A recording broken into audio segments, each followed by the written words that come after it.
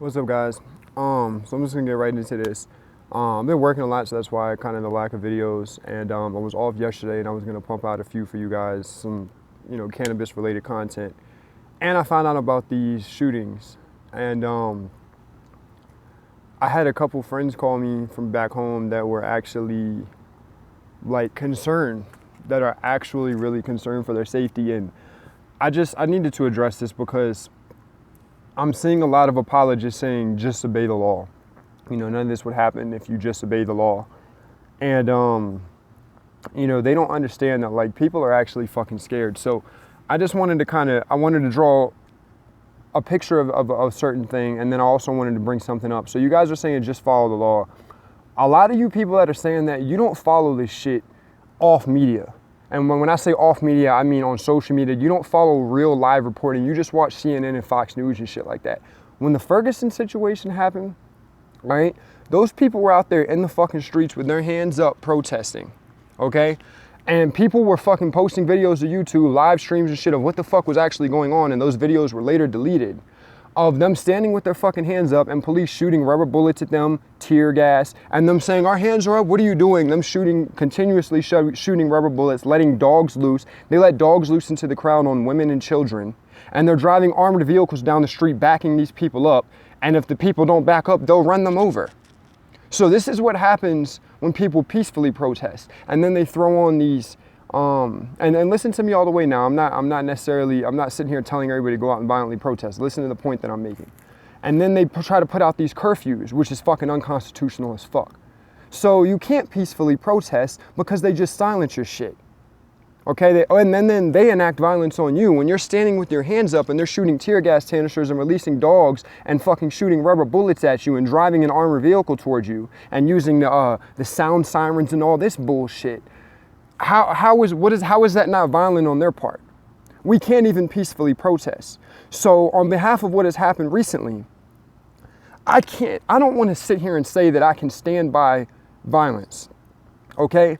But I'm not going to sit here and act like I'm sad that people are finally getting fed up with what's going on.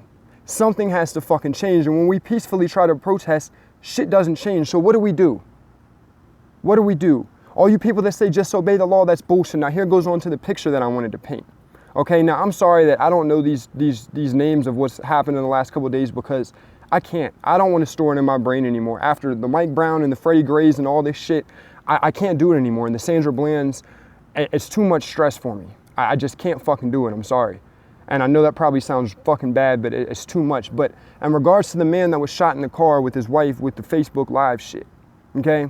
You guys will just obey the law, just obey the law. In no way, shape, or form did that man do anything wrong. And then you'll say, well, he had an encounter with police. She said in the video they were pulled over for a broken taillight. You guys always think if you even have an encounter with the police, you're automatically a criminal, you're automatically guilty in some way. That's how these apologists think. Okay, and that's not the fucking case. These people had a kid that was in the back seat of the fucking car. They probably lived in an urban environment. What are the chances that maybe their taillight was busted and they couldn't quite afford to get it fixed yet, and that's why they were being pulled over? That man had a legal license to carry a firearm. He was probably carrying a firearm because he had a fucking girl and a kid to take care of. And he probably lived in a violent fucking area because he probably didn't have a lot of fucking money. Hence to why his taillight was busted. See, rich people don't have these problems. Your taillight goes out, you get it fixed. You don't even have to take care of it. You have your assistant go take care of it for you. So before you want to try to point the finger at people, why don't you try to walk in their shoes for a minute? Why don't you try empathy? Okay? And we can't peacefully protest. And unfortunately, the only two things I see at this point in time, okay? And I'm going to say this first, but it's definitely the latter, and I don't want it to get to this, but the first being violence, and the second being money. And I don't think people understand how much we can do money. I watched an interview with Killer Mike where he talks about if 1 million people took $100 out of their fucking account and put it in a trust or even just in their fucking pocket, that's $100 million less in these fucking banks in their pockets in their economy. If you motherfuckers would stop going to the bank, if everybody would just designate a fucking week and not go to work, shit would change real quick. This economy would come to a fucking stop and shit would change, but people don't want to come together. So it's either we come together and we do something, we either stop going to work, we take our money, we do something together, or there's going to be violence, but something's going to happen, because I feel like now it's really at a breaking point. This has happened the last couple summers. It's like the same fucking story, man. So I'm not sitting here saying, and opposed to the other video, you take what you want from that. I'm not inciting violence. I'm not telling people to go out here and fucking hurt nobody. I'm telling people to protect themselves, and that their safety is their responsibility. That's what I'm trying to say. This shit is fucked up. You people that say just obey the law, it's not that clear cut. And even more so if it was. Are you saying the cop gets to be the judge, the jury, and the executioner? Look at the statistics. This is to the apologists. Look at the statistics in other countries at how many fatal shootings they have by police. Do you really think it's that much worse here? With quotas and things like that enacted? We incarcerate like a fucking quarter of our goddamn population or some shit. It's fucking insane. Land of the free my ass. It's all business. Private prisons are business. If you don't know that, educate yourself. Educate yourself how private prisons aren't stocked with enough prisoners. They have to get paid by the fucking state. Educate yourself on officers that have leaked, that have come out, that are ex-officers that have talked about police quotas and shit. There's been fucking secret recordings of them talking to their supervisors. Educate yourself on what's going on, guys. I'm not saying all cops are bad. That's not what I'm saying.